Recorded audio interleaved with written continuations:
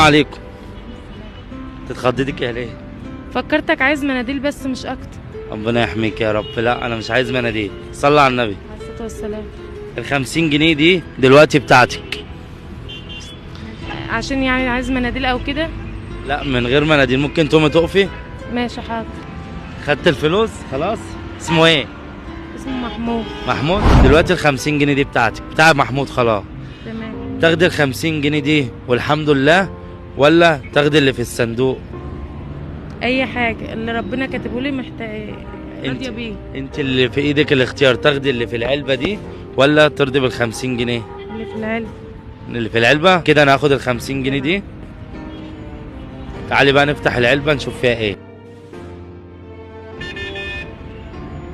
اللهم صل على النبي. بسم الله ما شاء الله. دي بتاعتك. ربنا يبارك فيك مدي ايدك وخديها اهو. الف مبروك، ربنا يبارك فيك. الف مبروك ووسعها عليك. الله يحفظك. انا ابنك اسامه. على دماغي.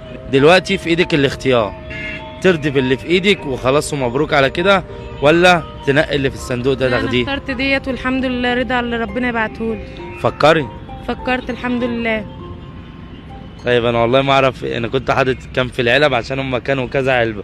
تعالوا نفتح العلبه ونشوف فيها ايه، وكنت هتكسبي ايه يا ام محمود. تعالى يا استاذ احمد.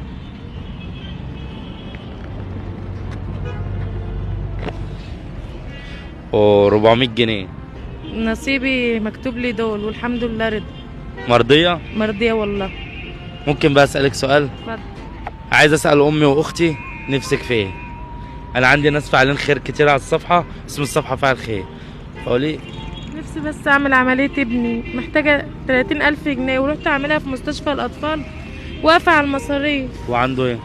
عنده عيب خلقي، مكان ما بيعمل حمام، ومحتاجه سرير بس انام عليه انا وعيالي، وبوتاجاز اطبخ عليه. بس ده اللي ربنا عايزاه من ربنا. نعمل لا يعني لا حول ولا قوه الا بالله. عيطيش بقى. طيب الحمد لله. صلى على النبي. عليه الصلاه والسلام. انت معاكي رقم تليفون؟ انا مش معايا تليفون. انت منين طيب؟ انا من طلخه بس ساكنه في بلد اسمها المنيا. احسن ناس. طيب انا والله العظيم انا اول مره اشوفك وشايفك صدفه، فسيبيها على الله. دي اكيد نعم بالله. رزق محمود، ومش اول واخر مره هيجيلك خير نعم باذن بالله. الله. الحمد لله. انا بس لو توافق ان انا زي الفيديو ده هيجيلك ان شاء الله مساعدات كتير، وتديني رقم تليفونك ابعته للناس، احطه في الكومنت بس. انا مش معايا تليفون والله، انا معايا تليفون بس بايظ. طب انا هديك الكارت بتاعي ترن عليه من عند اي حد اول ما ارفع الفيديو. حاضر. هيجيلك مساعدات كتير من عند ربنا مش من عندي. ربنا يفاديك. انا سبب بس من عند ربنا. حاضر. الله يحفظك يا امي. طب انت موافقه ان انا ازيع؟ زيع.